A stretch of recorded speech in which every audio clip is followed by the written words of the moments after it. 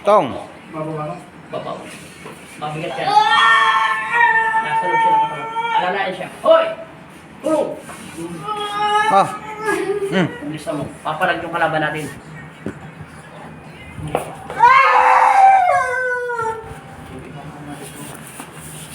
Alalain.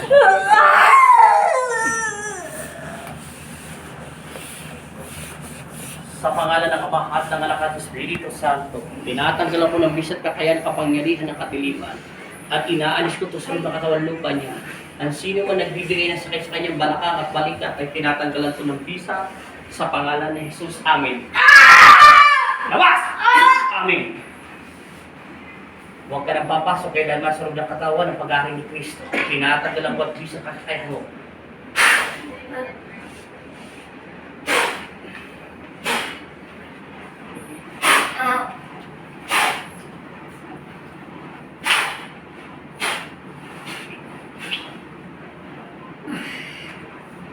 Sinasaway kita sa pangalan ni Kristo.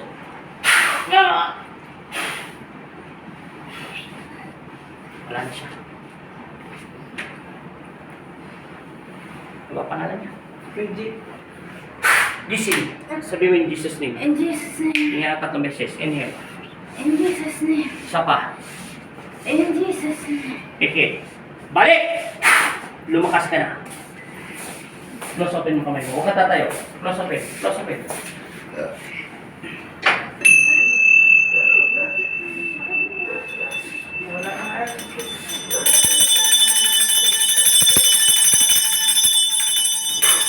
Gising.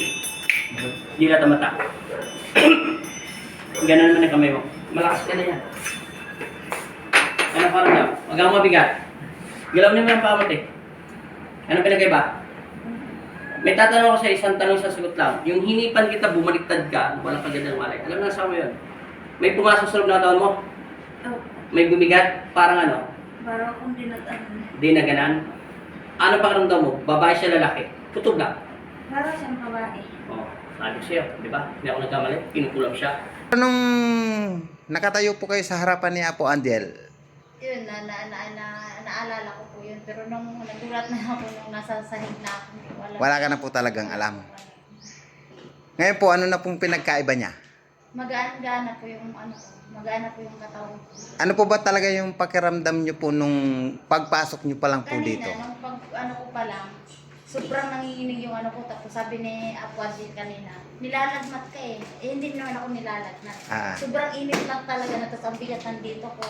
Parang alam mo yung may dumadagan sa akin. Okay. Tapos nung ano yun, parang nung inanuhan niya na ako, parang bigla lang magdilim yung ano, parang wala na akong maalala. Oh, kasi pumasok na yung espiritu sa iyo eh. Nasa loob ng iyong katawan, kaya wala kang alam. Pero kailan niyo pa po nararamdaman yun ate? Matagal na po ito, naka 1 year na po ako sa nung last kong trabaho eh. Tapos ang pakiramdam ko lang, laging mabigat. Pag tulog ako, nakaganyan ako lagi. Tapos yung alam yung parang may nakadagan, tapos sumasakit ko lahat. Parang ano lang, parang basta mabigat ka lang, sobrang bigat lang ng katawan ko. Okay. Taga saan po kasi kayo ate? Cavite po. Cavite pa kayo? Pero nabaliches yung nilista. Hindi yung nilista kasi doon, nabaliches kasi galing kami kalayan. Ay. Ay, di sa madaling sabi, kayo po ate mismo ang nagdala sa kanya dito. Pero nakafollow na po kami doon sa ano. Okay, salamat po ng marami sa inyong pagtitiwala. Pero kuya, kanina talagang kinabahan po kayo. Ano sa pakiramdam nyo? Okay naman ako. Hindi, ano sa pakiramdam nyo po kanina nung talagang nawalan siya ng malay? Siyempre, kinabahan at nawawalan ng malay. Ano po yung pumasok sa isipan mo? Eh, siyempre yun. Hindi ko akalain na biglang gano'n. Kaya ako na siya. Hindi mo sukat akalain na gano'n ang mangyayari sa kanya. Kasi talagang pasok po siya kasi sa kulam, sa spiritual. Ngayon te, pagkatapos po nung lahat-lahat na paggamot sa iyo sa spiritual at na-alignment po kayo, ano na po yung kinalabasan at pinagkaiba po nung kaninang pagpasok niyo po dito sa AAJ Dali sa official at ngayong natapos na po kayo? Ano po, gumaan po yung pakiramdam ko. Saka parang nawala na po rin po yung parang mabigat sa ganito po. Okay, wala na po talaga yan ate. Salamat po ng marami ate sa inyong pagtitiwala. Salamat din. Ingat po kayo pag-uwi. Yan po, commute lang po sila. Yan. Bye-bye. Te, bye-bye. Salamat. Ate, bye-bye. Salamat po sa inyong pagrekomenda sa kanila.